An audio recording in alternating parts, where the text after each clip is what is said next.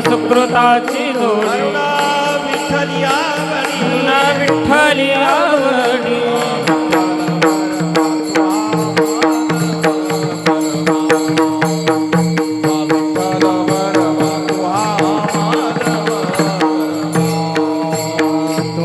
विठ्ठल बरवा तो माधव बरवा विठ्ठल बरवा तो माधव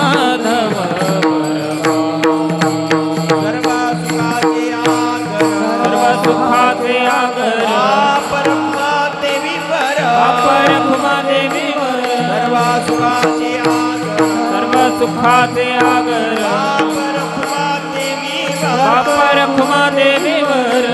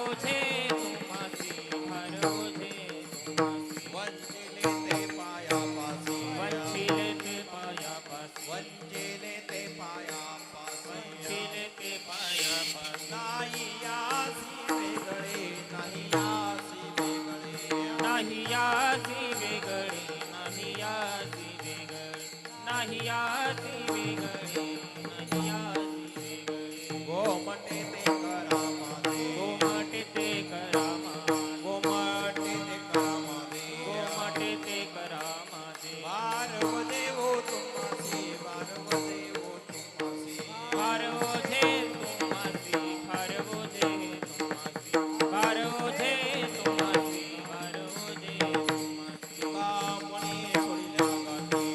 तुम्हासी तुका मुनी सोडिल्या गाठी तुका म्हणे सोडिल्या गाठी दिली मिठी पायासी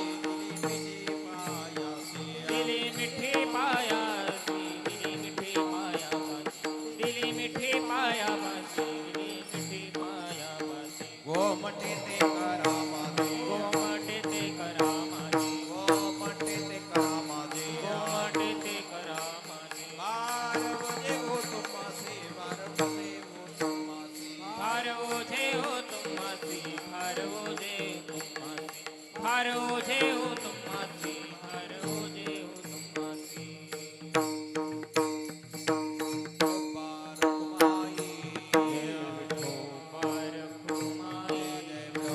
तुम्ही कृपावंत आता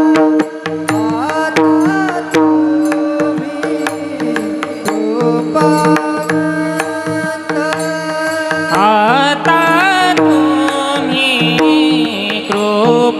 कृपावंत आता तुम्ही कृपावंत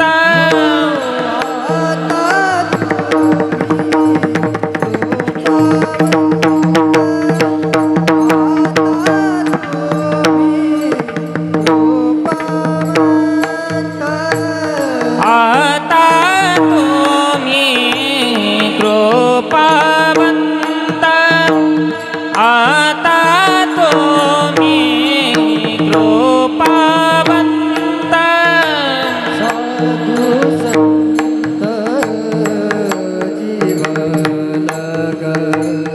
साधु संत जीवन गोमाटे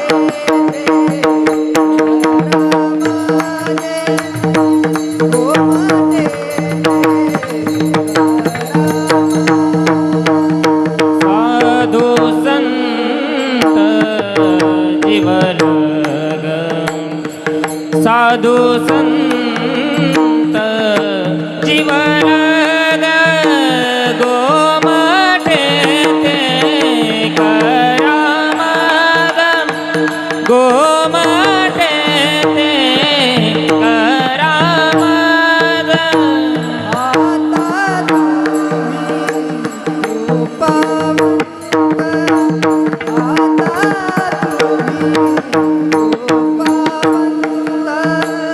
आता तुम्ही कृपावंत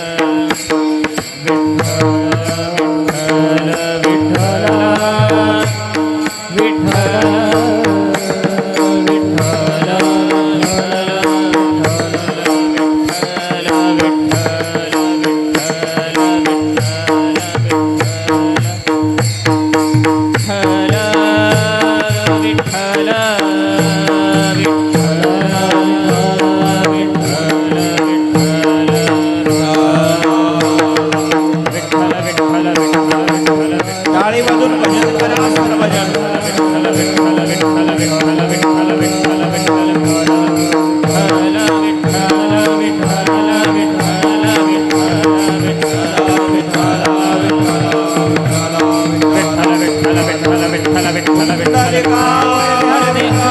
श्री ज्ञानदेव हरिनाथ भगवान की ज्ञानेश्वर महाराज की महाराज की हरवंगीनाथ महाराज की जय बल्लार भगवान की जय शंकर महाराज की जय सद्गुरु नारायण गिरी महाराज की जय योगीराज गंगागिरी महाराज की जय पंढरीनाथ भगवान की जय श्री गणेश भगवान की जय.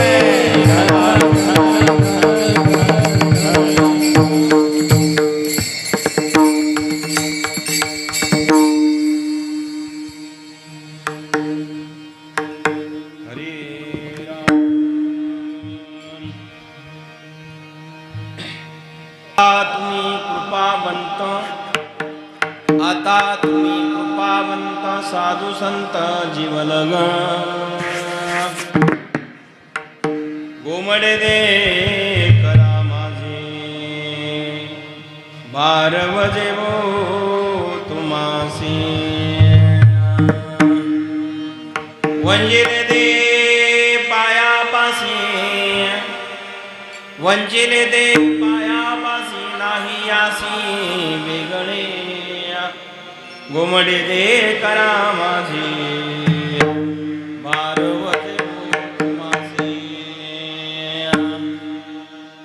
तुका म्हणे सोडिल्या गाठी तुका म्हणे सोडिल्या गाठी दिली मिठी पायासे गोमडे दे करा माझे बारवजे तुमासे पांडुरंगा करू प्रथम नमन दुसरे चरण संतांची या ज्यांच्या कृपादाने कधी जा विस्तारू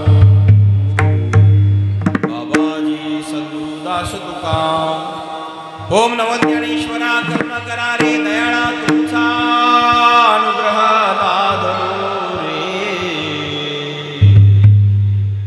पावन झालो चराचरी तो ज्ञान वैराग्य भक्ती स्वरूपं सदालंकृतं साधु संन्यास योगं मुखे अस्य वेदांत शास्त्रार्थ नीति नमो नारायण गिरी परब्रह्म स्वरूपम गोरक्ष जारिंदर चरपडाश अडवंग काणी पमचिंद्र आद्या चौरंगी रेवानका भरतरी सोन्यारे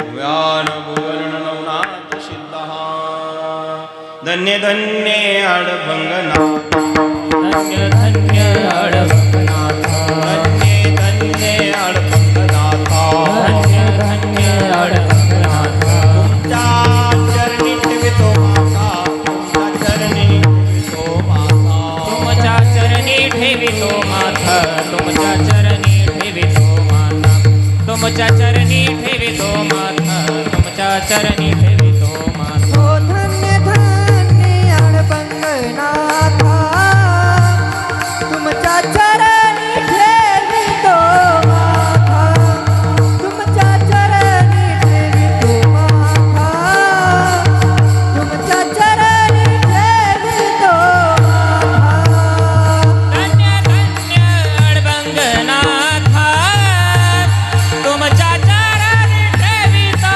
माथा धन्य धन्य अडबंगनाथ तुमच्या चरणी ठेवितो माथा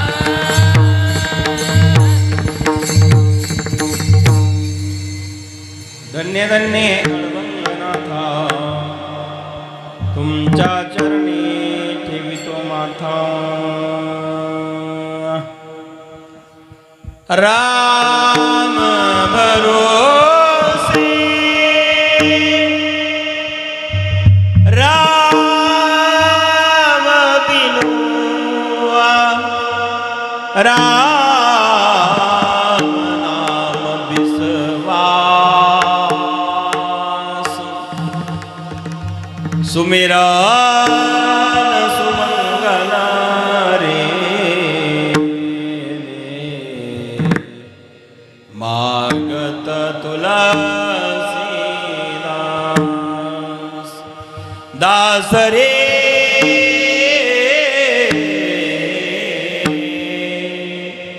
मागत तुलसीदास प्राप्त प्रसंगी कीर्तनरूपी सेवेकरता निवडलेला अभंग वैराग्य मूर्ती जगद्गुरु तुकाराम महाराज यांच्या गाथेतील अत्यंत महत्त्वाचा अभंग भजनी मालिकेतील पहिल्याच मंगल चरणातील हा संतपर प्रकरणातील अभंग इथे कीर्तनरूपी सेवेकरता निवडलेला आहे. हा अभंग पाठ नाही असा एकही भजनी वारकरी नाही. हा अभंग पाठच नाही असं एकही टाळकरी नाही. हा अभंग पाठ नाही असा एकही वारकरी नाही. हा अभंग माहीत नाही असा एकही वारकरी भजनी नाही. आणि हा अभंग पाठच नसेल तर तो वारकरी पण.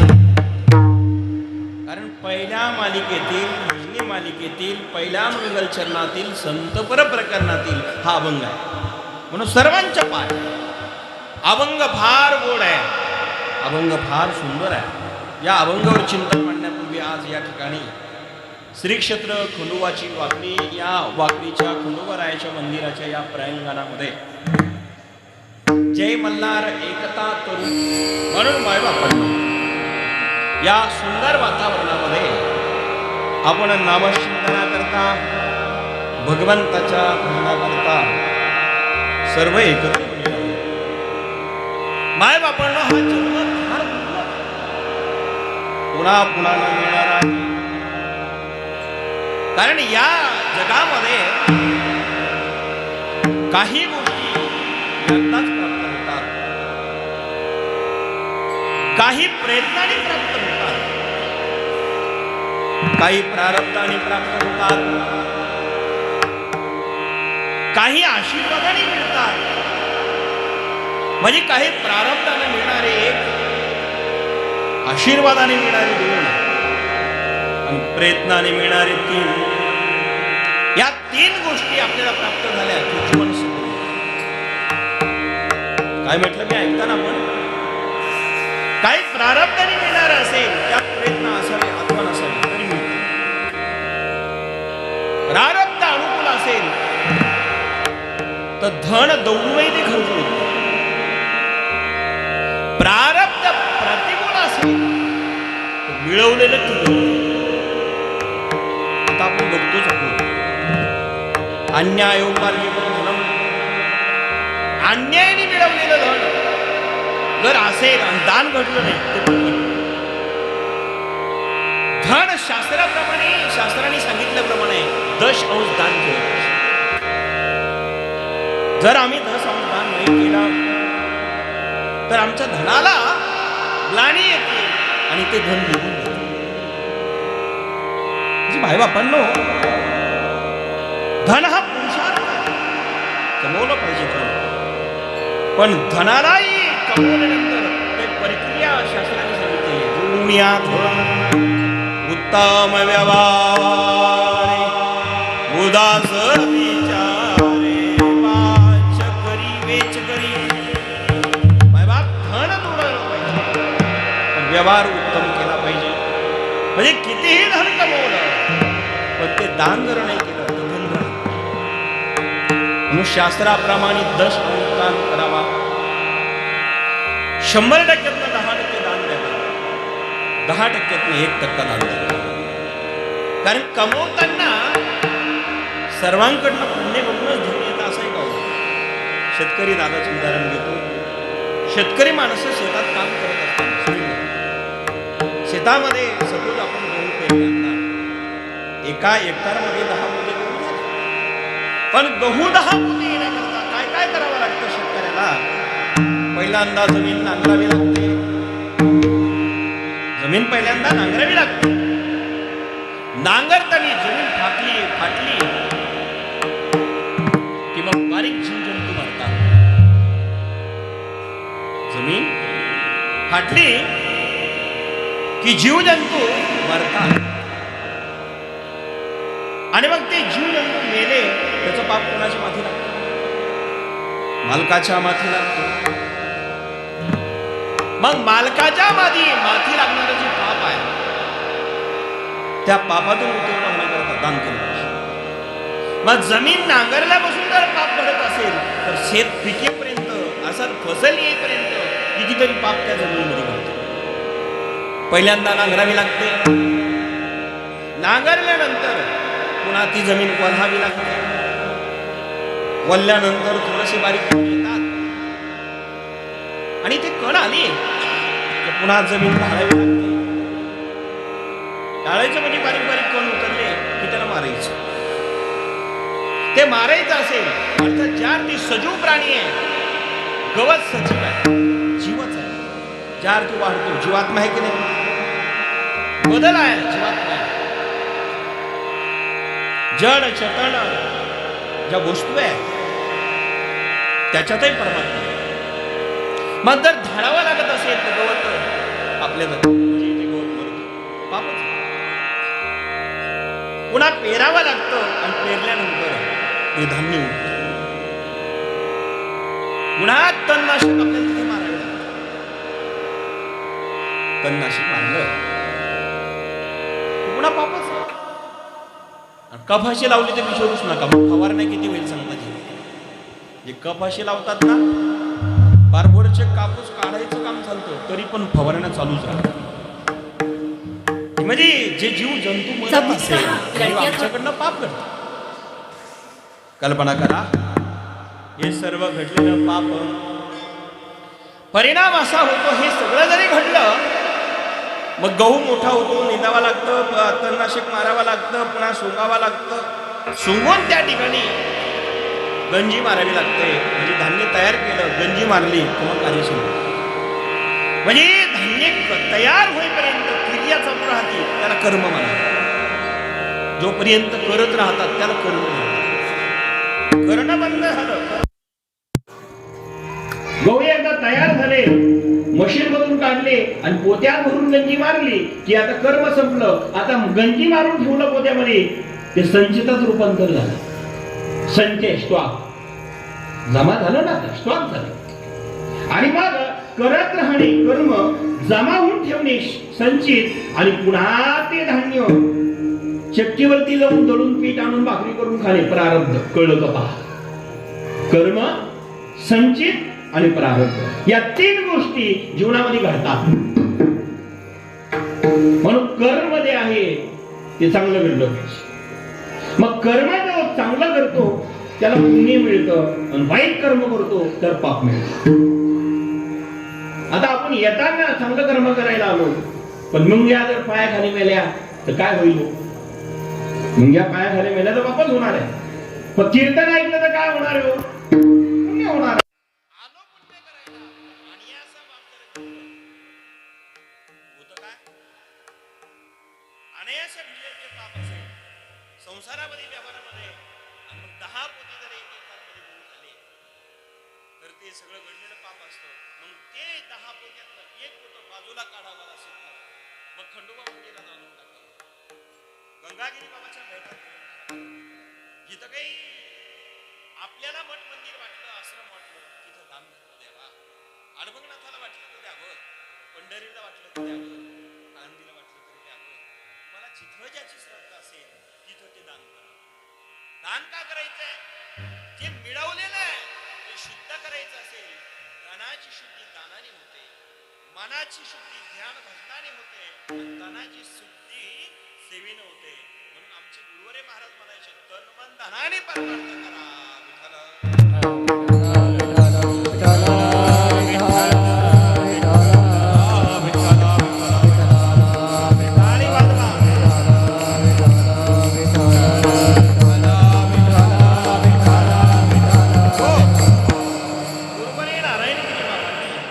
आपल्या सर्वांना काय शिकवलं?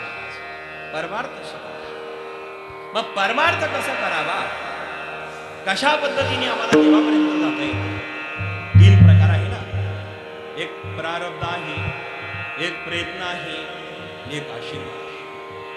आशीर्वाद असेल, प्रयत्न नसले तरी माणूस सक्सेस होतो.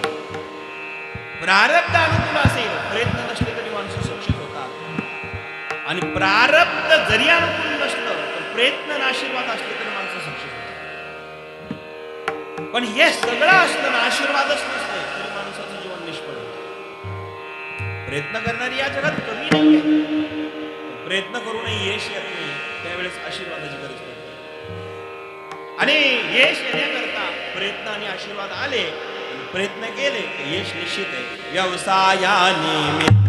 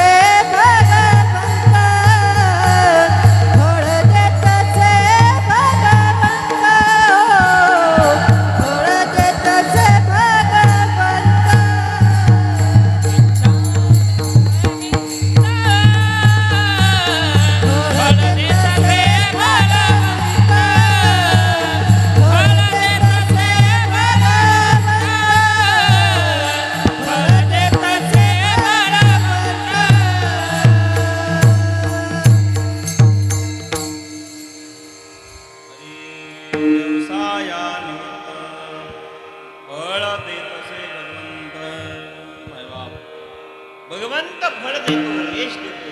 व्यवसाय करावा लागेल, उद्योगधंदा करावा लागेल, प्रामाणिकपणे जीवन जगावं लागेल, यश निश्चित. क्षेत्र कुठलंही असू द्या, प्रामाणिकपणा जर नसेल तर कदाचित आम्हाला वैभव प्राप्त होईल, पण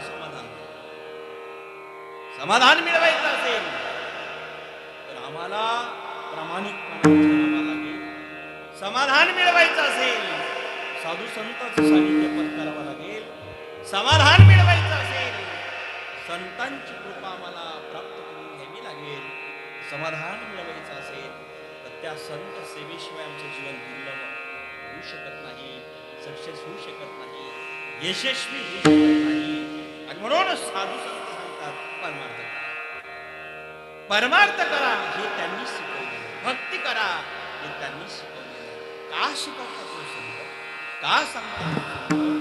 कारण आम्हाला जे केलेलं कार्य सत्कर्म असेल शेवटी तेच कामाला येतं. कोरोनाच्या काळामध्ये आम्ही पाहिलं, आम्ही अनुभवलं, आपण सर्वांनीच अनुभवलं. ज्याच्याकडे भरपूर पैसे होते त्यालाही जीवन जगता आलं नाही. ज्याच्याकडे पैसेच नव्हते त्यांनी व्याजाने काढले तरी तो कोरोनात राहिला. काहींकडे पैसे होते पण बेड शिल्लक नव्हते तरी तो गेला. अशा आपल्या जवळचे माणसं असतील, आपल्या गावातले माणसं असतील, आपल्या मित्र परिवारातले माणसं असतील, आपण अनुभवलं. म्हणजे याचा अर्थ असा आहे की आपण फक्त प्रयत्न करू शकतो, आपल्या हातात काही नाही हे निश्चित. कोरोनाने जगाला काय शिकवलं? जगण्याची कला या कोरोनाने आपल्याला शिकवली. जोपर्यंत जे ज्ञान मिळत नाही तोपर्यंत जीवन निष्फळ. आम्ही इथं आलो ना तर आम्हाला कुठून आलो याचा विचार करता आला. आम्ही आलोय नाही इथे, आलो कुठून याचा विचार करता आला.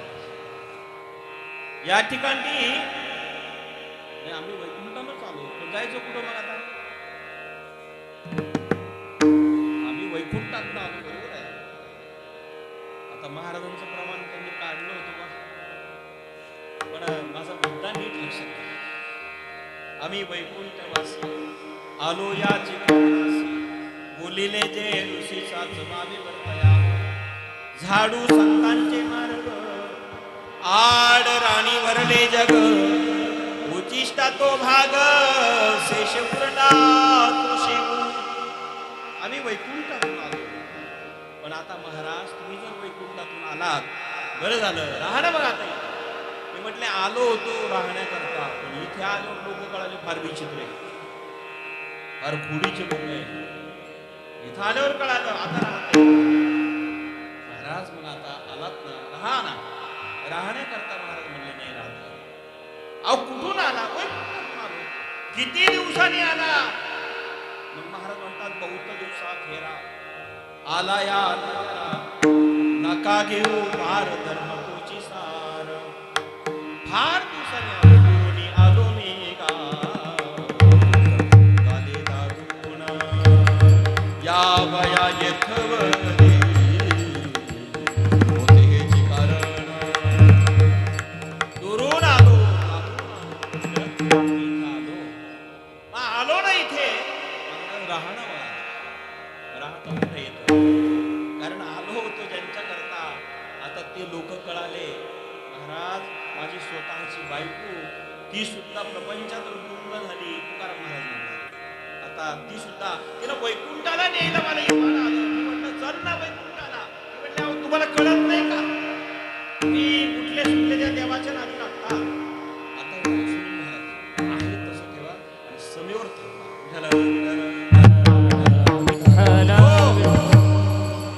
कल्पना करा काय सांगत होतो मी? कीर्तन हा नाही. माझा मुद्दा काय आहे का? अरे माय बापांना माझा मुद्दा असा आहे भगवान परमात्मा न्यायला आला. ट्रॅक्टर स्पार्केबल न्यायला आला पेंटच्या बजेट वाले पेंटची कमाल आहे बस. तरी नवीन ट्रॅक्टर स्पार्क इमल्शन बजेट मध्ये लागतो. ती म्हणाले आले असते म्हैस व्यायला झाली आहे. मग म्हैस व्यायला झाली आता जमणार नाही. म्हशीवारी वैकुंठ घालणारे महिला अहो साध्या आपल्या वागणीतले तर काय तुकोबरायांची अवस्था ती आहे. तुकाराम महाराज म्हणाले माझ्या रात्रंदिवस सानिध्यात राहणारी धर्मपत्नी तिला मी वैकुंठाला घेऊन जायला तयार होतो. ती म्हणाली म्हैस व्यायला झाली महाराज तुम्हाला जायचं तर जा मला काही जमणार नाही. म्हणजे शेवटपर्यंत देवापर्यंत जायची इच्छा झाली तरी माणसाला संसार सुटत नाही. आपल्याला कधी देव भेटणार आहे महाराज? मडू टेकले शरीर पाया कुडुनी बांधसी घर. मरायला माणसं लागले तर इकडचं पाया तिकडे करा तिकडचं इकडे करा. अरे 2 दिवसाच राहिलं ना भजन कर ना. भजन नाही सुचत. संसार संपत संसार अभ्यास संपत नाही आणि परमार्थात आल्यानंतर कुठेतरी बोललं पाहिजे बाबा बस. आम्हाला या ठिकाणी आल्यानंतर काल मला एक ऑस्ट्रेलियाचा फोन आला आणि थायलंडचा. ते थायलंडमध्ये त्यांनी एक वाक्य वापरलं. ते आपले मँगलोरचे व्यक्ती इंडियनच आहे, ते थायलंडमध्ये असतात, मँगलोरचे आहे, कर्नाटक मँगलोर. तर ते थायलंडला राहिला आहे.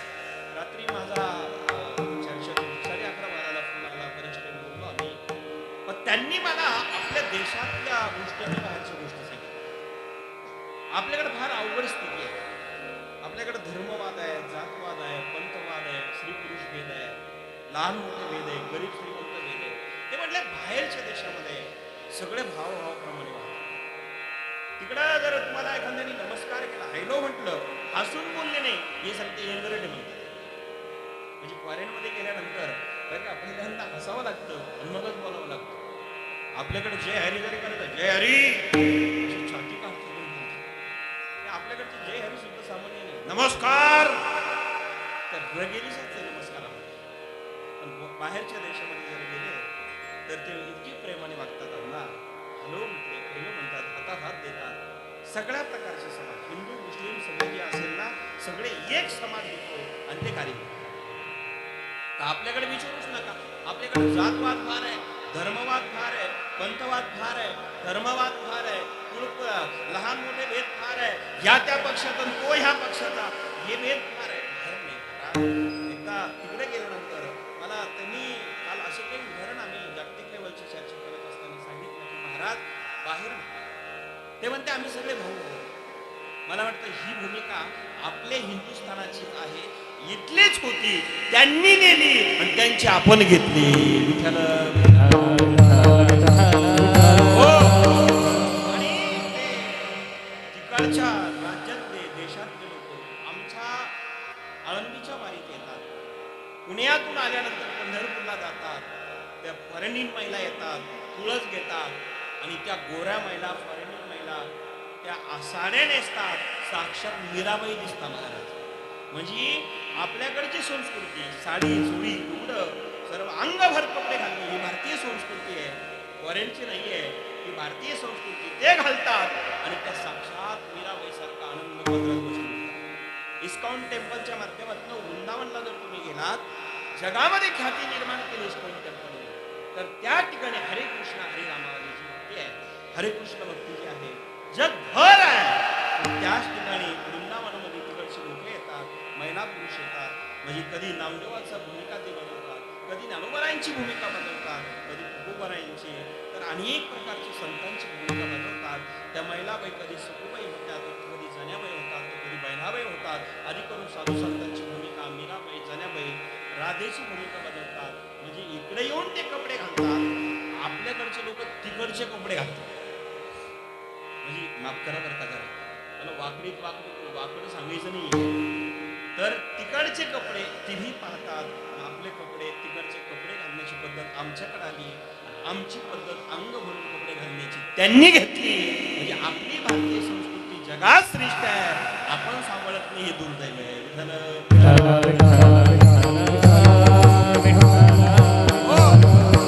आपल्या भारतामध्ये जी काही परंपरा आहे ऋषी मुनींनी घालून दिली, ती टिकवली पाहिजे, ती सांभाळली पाहिजे. आमचे एखादे मुस्लिम बांधव असेल, मुस्लिम बंधू असेल, तर रोज नमाज पाण्यात जातात की नाही? ख्रिश्चन बंधू असेल तर ते रविवारी का असना चर्चमध्ये जाता की नाही? तर तुम्ही आपले हिंदू बंधू रोज मंदिरात जातात असं कोणता आहे वर्षभर? आता खंडोबाच्या बाबतीत असं नाही, सुनील महाराज इथे असेल, पण सगळीकडे आहे का? आहे का अण्णा? गावात जर समजा खंडोबाचं जरी मंदिर नसेल, पण मारुतीचं मंदिर प्रत्येक गावात आहे ना.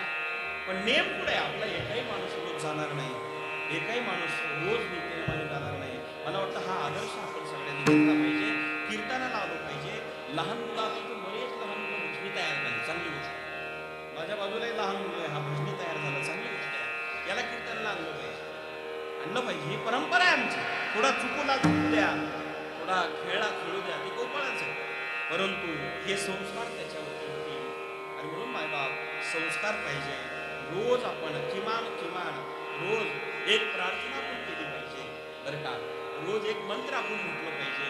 आणि आपल्या मुलाला म्हणायला लावलं पाहिजे. शांताकारं भुजगशयनं पद्मनाभं सुरेशं विश्वाधारं गगनसदृशं मे. पण आपण जर हे पाहिलं, हे मंत्र शिकवता आले पाहिजे. ज्याला देव आवडेल त्याचा मंत्र शिकवला पाहिजे. ह्या लहान मुलावर जर संस्कार दिले, संस्कार केले तर पिढी सुधारल्याशिवाय राहणार नाही. हे संस्काराचं केंद्र जर कुठं असेल तर मठ मंदिर आहे. मग आपलं मठ मंदिर जर हे संस्काराचं केंद्र असेल तर आपण सांभाळलं पाहिजे. प्रत्येकाने एखाद्या मठात काही काम चालू असेल तर प्रत्येकाने वरंगणी न म्हणता लिहून दिली पाहिजे.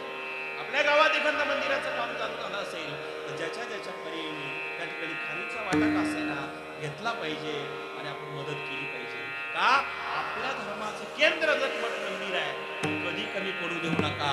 देव तुम्हाला कमीच पडू देणार नाही.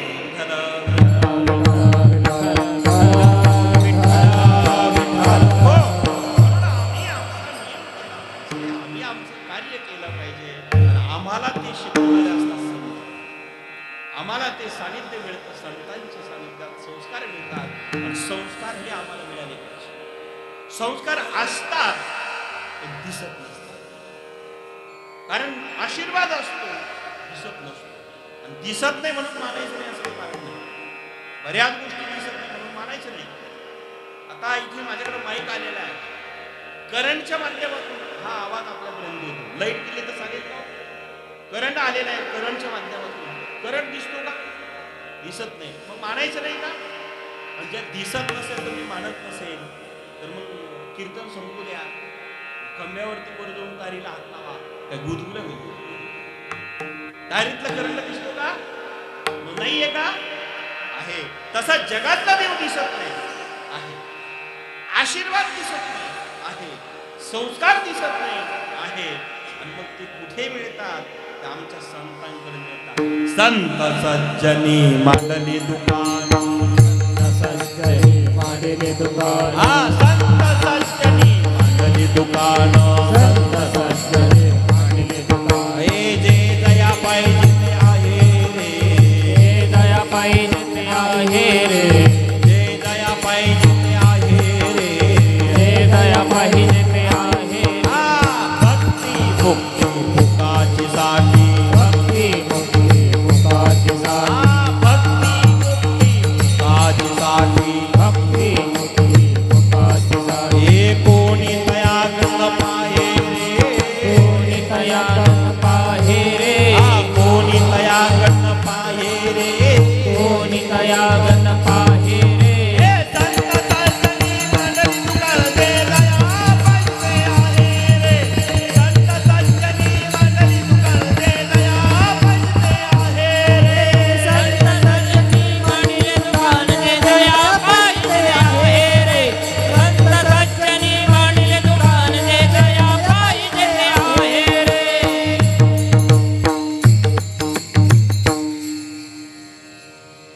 संत सज्जनी मांडली दुकान,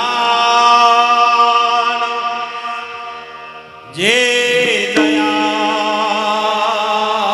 पाहिजे ते आहे रे, भक्ती मुक्ती फुकाची साठी, कोणी तयाकड न पाहि रे. संतांनी दुकान घातलेली आहे. म्हणून इथे संत सज्जनी मांडली. ही कशाची दुकान आहे? ज्ञानाची. हे दुकान कशाची आहे? मोक्षाची आहे. हे दुकान कशाची आहे? संस्काराची आहे. आणि म्हणून मोक्ष, संस्कार, ज्ञान या दुकानात मिळत असेल, आम्ही गेलो पाहिजे बरं का. त्या दुकानातून माल आणला पाहिजे. पण कोणत्या भावात आणतो माल? कारण मालही वेगळ्या वेगळ्या दुकानदार, सुनील बोल माहिती असेल का? ते मंदिराच्या पुढे दुकान आहे त्यांची. कारण दुकानदाराला भाव माहित असतो. आमच्या तुकोबाराईने सांगितलं, घातीला दुकान, हा खातीला दुकान, हे घातीला दुकान, ओ खातीला दुकान. देती आली यासी दान, देती आली यासी दान, आली आसीदार, जेथे आली आसीदार, जेथे आली आसीदार, जेथे आली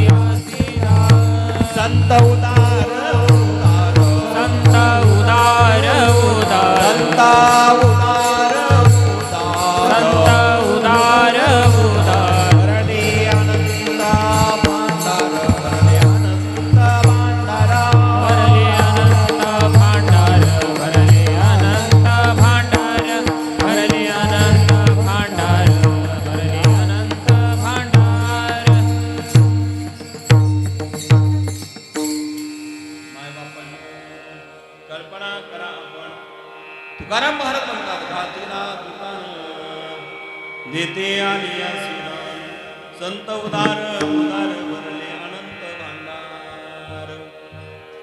अनंत भांडार ज्यांच्याकडे भरलेले आहे, हे दुकान ज्यांनी घातलेले आहे, ते ठिकाण कुठे संत आहे. बरं महाराज, त्या दुकानातून आम्हाला माल मिळतो, आधी काही घेता का होते? आमच्या गावातही पाण्याची दुकान आहे, बरोबर आहे, पाण्याची दुकान असू द्या. मग वाण्याच्या दुकानात आणि संतांच्या दुकानात कुठे गेला? वाणी बाबा आधी पैसे घेतो नंतर माल घेतो, ते आपल्या गावाची दुकान. संतांकडे गेल्यानंतर पैसे विषयीचं नावच नाही. मग देतो मोला विना सर्व सर्व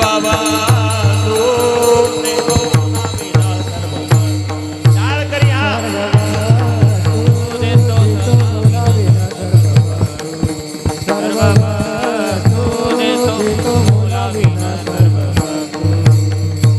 एका जनार्दनी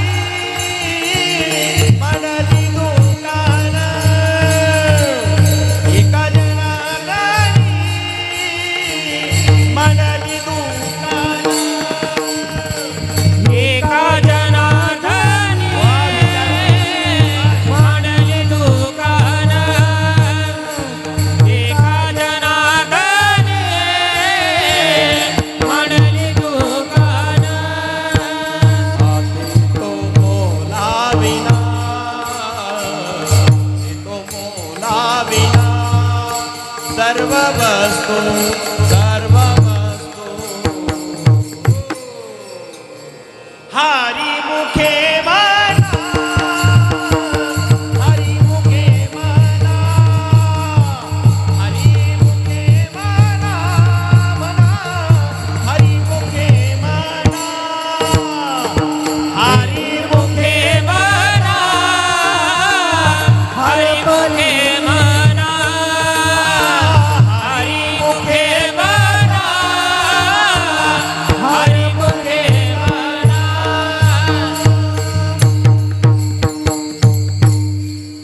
माय बाप. एका जनार्दनी मांडली दुकान, देतो मोला विना सर्व वस्तू. हरिपाठ आहे पण हा नाथांचा आहे. हरिमुखे म्हणा हा नरोपरायांचा आहे. हरिमुखे गाता हरपली चिंता, त्यानही मागुता जन्म घेणे. म्हणून एका जनार्दनी मांडली दुकान, देतो मोला विना सर्व वस्तू. आमच्या संतांकडे सर्व वस्तू मिळतात, मुलाशिवाय देतात, मोल न घेता देतात. असे जे संत असतात आपल्यावर कृपा करणारे असतात. नारायणगिरी बाबांकडे जर आम्ही भेटात गेलो तर नारायणगिरी महाराज आमच्याकडे सहज कृपा आमच्यावर करत होते आणि त्या आपल्याला आशीर्वाद त्यांचा प्राप्त होत होता. आणि म्हणून असे जे संत आहे, कल्पना करा एक उदाहरण सांग. बेटामध्ये विठाल विठाल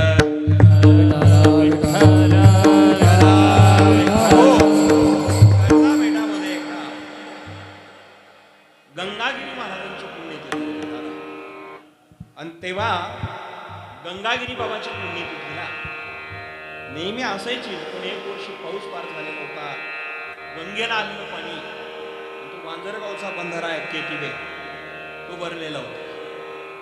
तर गंगागिरी बाबाची जी पुण्यतिथी आहे बेटात तेव्हा पूल नव्हते येण्याकरता. माझ्याकडं 12 वर्षाच्या कालखंडामध्ये कोठीची सेवा भंडारा. मग त्या ठिकाणी आता यायला अवघड आहे, नावेतून डोंग्यातून किती लोक येणार, म्हणून लोकांना येणं शक्य नव्हतं. महाराजांनी शासनाला विनंती केली, हे बघा आम्हाला पुण्यतिथी साजरी करायची आहे, आपण या केटीवरचं पाणी सोडा, पूर्ण नका सोडू, कारण शेतकऱ्याच्या पाण्यावर जीवन आहे, पण निदान अर्ध पाणी सोडा, आमच्या कमरे इतकं मांडी इतकं पाणी असते तर आमचे लोक येतील. बेटातली पुण्यतिथी साजरी, शासनाने काही परवानगी दिली तर परवानगी शासन देत नाही, सरकार देत नाही. पुण्यतिथी साजरी नाही झाली तर गंगागिरी बाबाचं अन्न आम्ही खातो महाराजांमध्ये, आमच्या भक्ताला दर्शन नाही घडलं तर ते अवघड आहे. परवानगी काही मिळेना, सप्ताह सुरू झाला, किती साधीपणात आणि किती साधेपणातला सप्ताह असायचा, किती साधी पद्धत भेटत होती, आपण अनुभवलाय. आज छोटे मोठे महाराज असे व्यायचे राहतात ते विचारूच नका. त्यांचे कपडे वेगळे, त्यांच्या गाड्या वेगळ्या, हे सगळं आजचं थाट वेगळा. पण आमच्या ज्या परमार्थाचा जन्म आम्हाला जिथून झाला ते गुरुवरे नारंगी महाराजांची राणी म्हणताना किती सिंपल होत. एक शर्ट फाटेपर्यंत घालावं मिळालं नसतं का? धोत्राच्या 2 लुंग्या त्याही फाटेपर्यंत घालाव्या मिळालं नसतं का? आणि फाटल्यानंतर पुन्हा सुईद्वारा घ्यावा, ते शिवून घालाव्या. मला वाटतं ज्याच्यासारखं जीवन दुर्लभ गुरुवरे नारंगिरी महाराज सारखं जगात कोणाचं नसावं, कोणाचं. आजच्या काळात ते शक्य असतं. या वैभवशाली जीवनामध्ये आजच्या काळात ते शक्य नाही. त्यागी वृत्ती महाराजांची. महाराज सिंपल राहायचे, साधे राहायचे. मला वाटतं तुम्ही पाहिलं असेल, बेटात गेले तर एक शिरटा असायचा, बन्यात तर नसायचीच मध्ये, तोही काढून टाकायचे, लुंगीच लावलेली उघडेच असायचे बऱ्याच.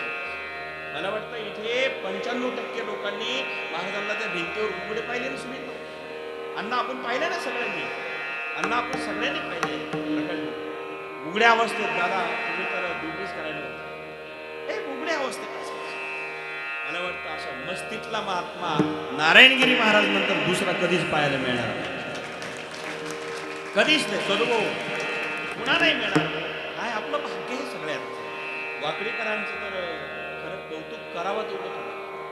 महाराज जाता येता कुठूनही गेले तरी ह्या गावात येत होते, कोणत्याही गावाला गेले तरी वाकडीने यायचे. मला वाटतं दरवर्षी भंडारा मंदिरात या ठिकाणी दरवर्षी असायचे. काय भाग्यवान आहे तुम्ही सर्वजण. जेव्हा मला वाटतं 2005-06 तुम्ही माझी कथा केली होती वाकडीला, तेव्हा नारंगिरी बाबा ठाण्याला आले होते त्या मंदिरापुढे. आपल्याला आठवते त्या गोष्टी. तर भाग्य आहे एवढं सांगायचं आपलं सगळ्यांचं, माझ्यासह आपल्या सगळ्यांचं भाग्य आहे. आपण सर्वजन भाग्यवान आहोत. गुरुवरे नारंगिरी महाराजांकडे गुरु मिळाले, गुरुवरे नारंगिरी बाबांचं दर्शन झालं, त्यांचे आशीर्वाद मिळाले. त्यांचं जीवन किती दुर्लभ होतं आणि किती सुलभ होतं. काही काही दुर्लभ असतात त्या सुलभ नसतात, काही सुलभ असतात तर त्याला फार काही महत्व नसतं. पण हे दुर्लभ जीवन सुलभ होतं ते व्यक्तिमत्व गुरुवरे नारंगिरी महाराजांचं. काय वाक्य असायचं. महाराज म्हणल्यावर देव नाही देवाचा बाप आमची सेवा करतो. ऐकलं असेल देव नाही देवाचा बाप. सांगा आपल्याला स्वप्नात देव कळत नाही, त्याचा बाप कधी कळणार. महाराज म्हणायच्या मी माझं आयुष्य संपलं, वैकुंठाच्या अर्ध्या रस्त्यावर पोहोचलो म्हणायचे. म्हणत होते ना, आता कीर्तन करणार नाही, मला होत नाही, देतो सोडून. फार वेळ झाला, पुन्हा विठाल विठाल विठाल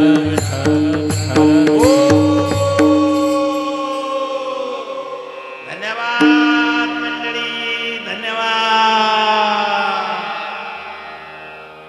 बाबांचा आवाज ऐकला, झोपेतले माणसं पळत येत होते.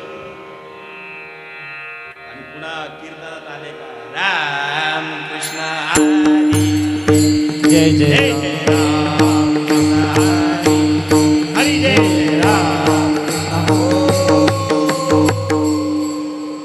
रुबाबा दालो जानी, रुबाबा दालो जानी, आरूबाबा दालो जानी, रुबाबा दालो जानी.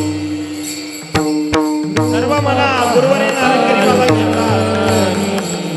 बाबा पाहता लोचन, आरूप पाहता लोचन, रूप पाहता लोचन.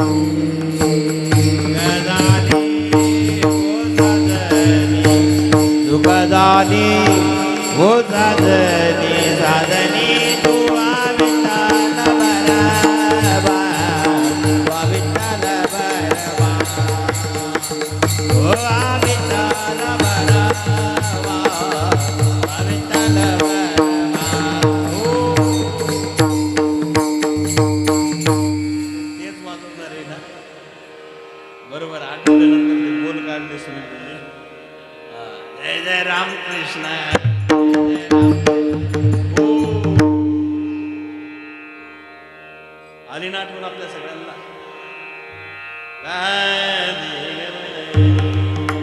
नवदेवा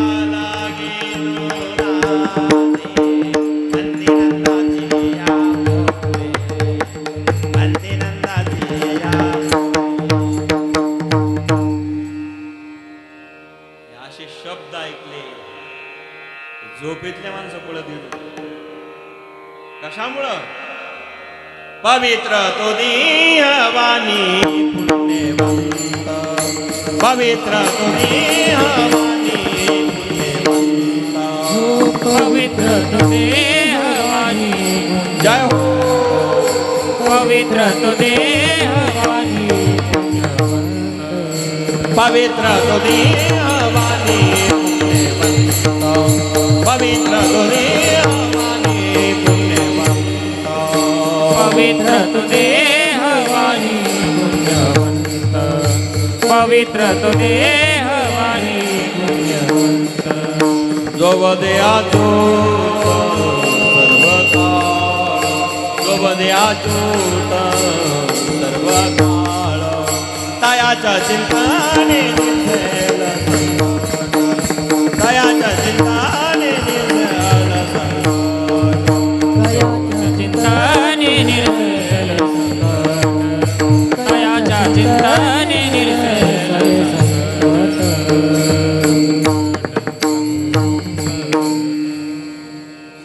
पवित्र वाणी पुण्यवंत जो वदयाचूत सर्व तयाच्या चिंतने निर्शल संकट तरा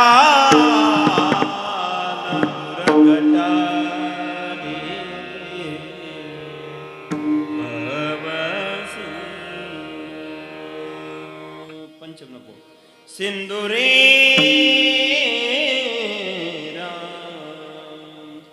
तराल भवसागर भवसिंधू दुर्घट भवसिंधू ते गुरुवरे नारायणगिरी नारायणगिरी बाबाचे नाव घेतलं पाप पळून जात तुका म्हणे पापे जाती संताची याजपे जाती संताची याजपे जाती संताची याजपे तुका म्हणे पापे दाती संताची याजपे संताची याजपे दाती संताची जे काही पाप जीवनामध्ये घडलेलं असेल ते पाप संतांचं जप केलं की पळून जातं म्हणून आमचं भजन आहे ज्ञानोबा तुकाराम तुकाराम ज्ञानोबा तुकाराम ज्ञानोबा तुकाराम ज्ञानोबा तुकाराम ज्ञानोबा तुकाराम ज्ञानोबा तुकाराम ज्ञानोबा तुकाराम ज्ञानोबा तुकाराम ज्ञानोबा तुकाराम ज्ञानोबा तुकाराम ज्ञानोबा तुकाराम ज्ञानोबा तुकाराम ज्ञानोबा ज्ञानोबा तुकाराम तुकाराम ज्ञानोबा तुकाराम ज्ञानोबा तुकाराम ज्ञानोबा तुकाराम दिंडीत गेल्यावर काही म्हणा नाही तर नका म्हणू दादा आणि म्हणावंच लागतं आमच्या दादाने खापके कपडे जरी घातले वारीला संरक्षण म्हणजे सुरक्षा करायला आले तरी कानावर शब्द पडतात ज्ञानोबा या डॉक्टर साहेब या हो.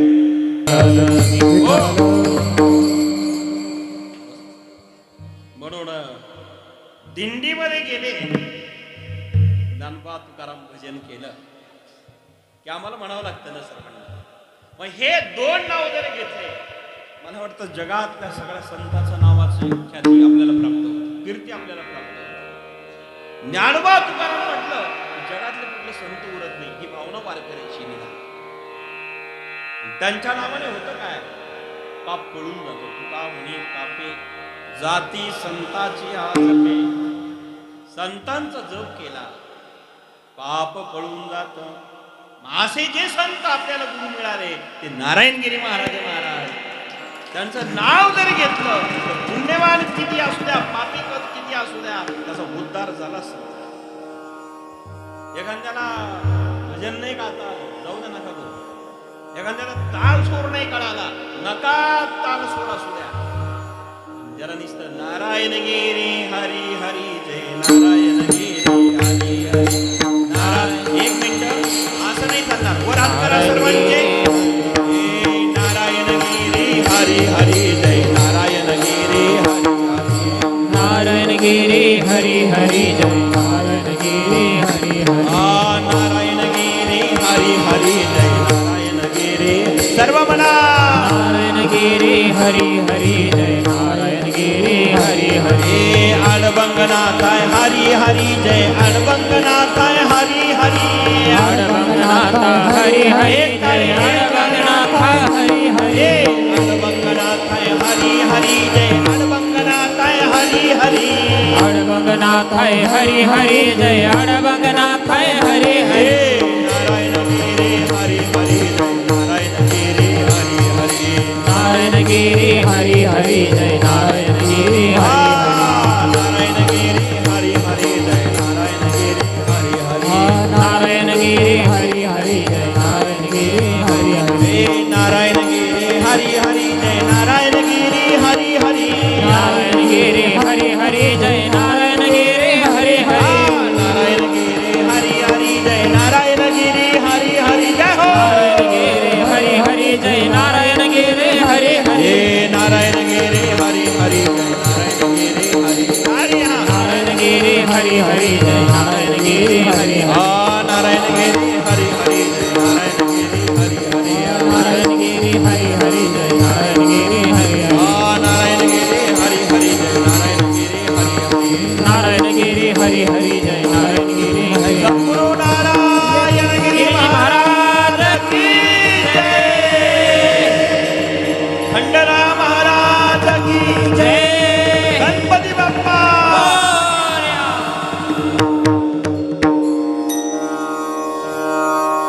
ज्याला कोणाला काही करता नाही आलं नाही सूर असणार भजन नाही म्हणणार कधी. त्यांनी नारायण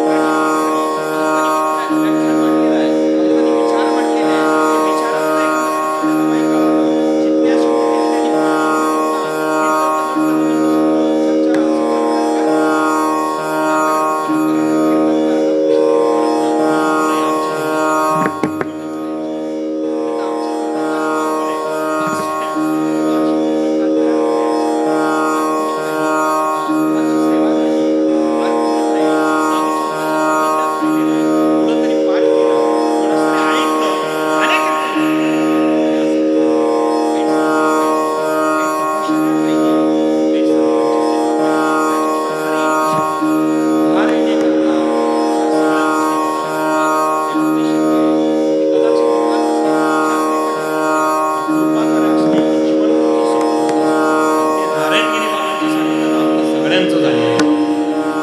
आपलं सगळ्यांचं म्हणून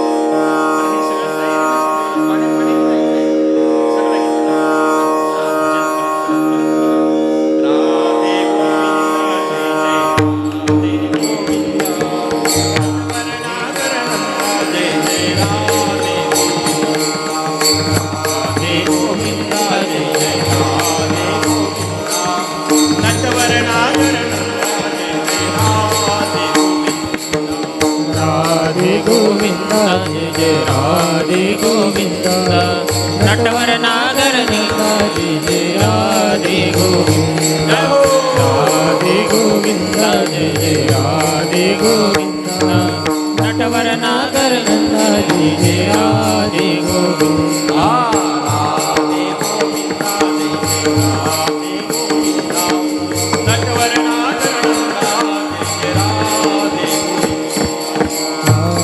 गोविंदा जय जय राधे गोविंदा नटवर नागर नंदा जय जय राधे गोविंदा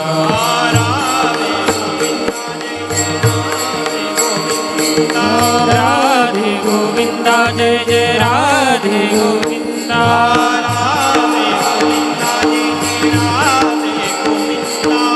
राधे गोविंदा जय जय राधे गोविंदा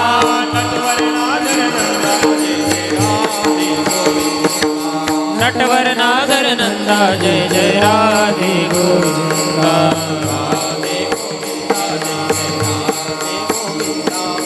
नटवर नागर नंदा जय जय राधे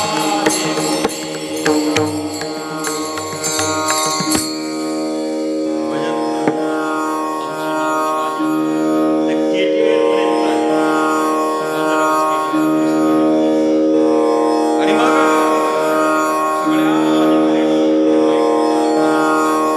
सगळ्या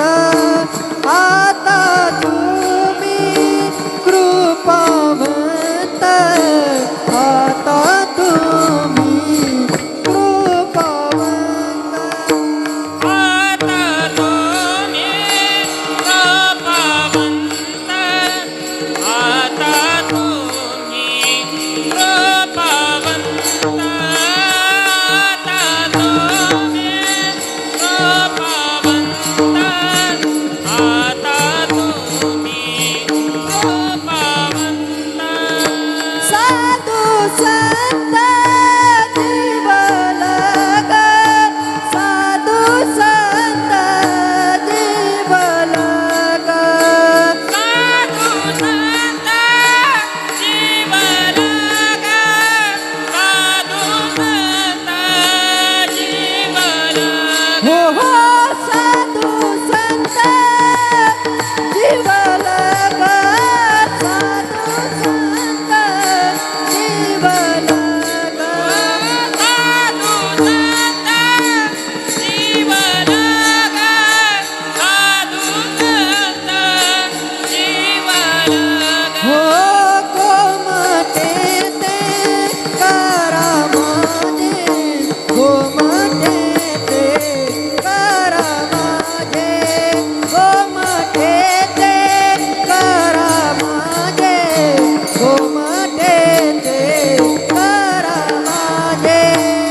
गोमटे ते करा माझे गोमटे ते करा माझे गोमटे ते करा माझे गोमटे ते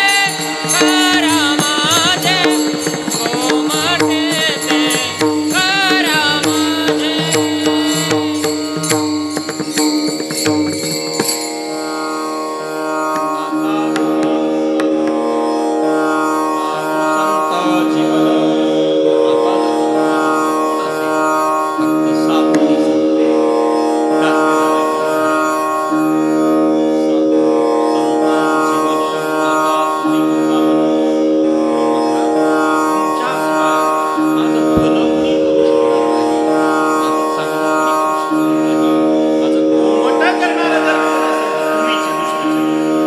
हा गोमटे ते करा माझे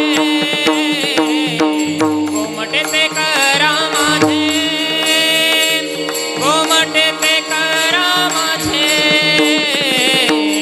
गोमटे ते करा माझे ते करा माझे गोमटे ते करा माझे गोमटे ते करा माझे गोमटे ते करा माझे गोमटे ते करा माझे गोमटे ते करा माझे गोमटे ते करा माझे गोमटे ते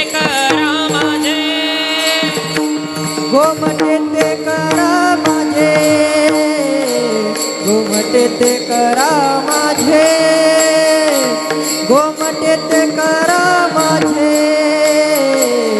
गोमटे ते करा माझे गोमटे ते करा माझे वार ओझे तुम्हासी गोमटे ते करा माझे भार ओझे तुम्हास गोमटे ते करा माझे वार ओझे तुम्हासी गोमटे ते करा माझे भार ओझे तुम्हास हा गोमटे ते करा माझे गोमटे ते करा माझे गोमटे ते करा माझे गोमटे ते करा माझे हो गोमटे ते करा माझे गोमटे ते करा माझे गोमटे ते करा माझे गोमटे ते करा माझे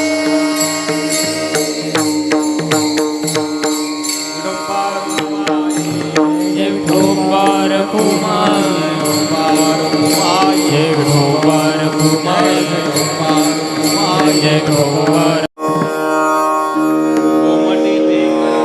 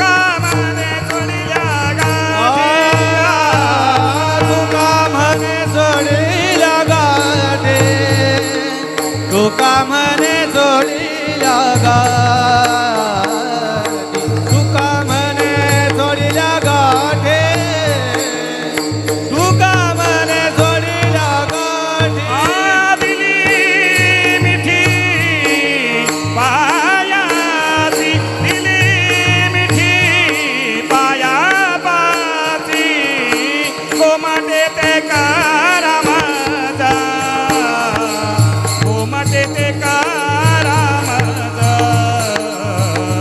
कोमटे ते करा माझा कोमटे ते करा माझा रे मेठे पाया पाची दिली मिठी पाया पाचे गोमटे ते करा माझा गोमटे ते करा माझा गोमटे ते करा माझा हा गोमटे ते करा माझा भार बोझे तुम्हारी भार बोझे भार बोझे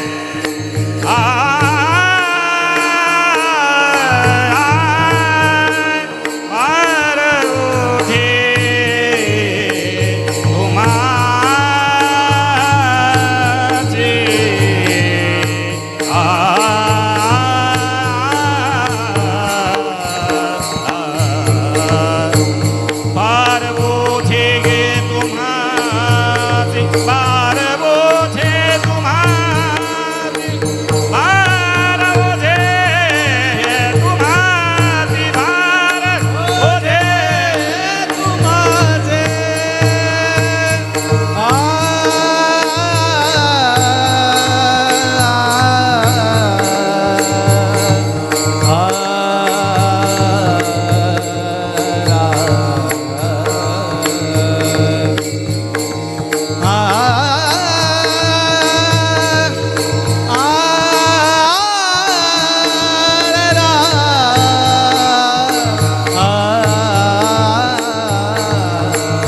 भारवजे तुमाची भारवजे तुमाची गोमटे ते करा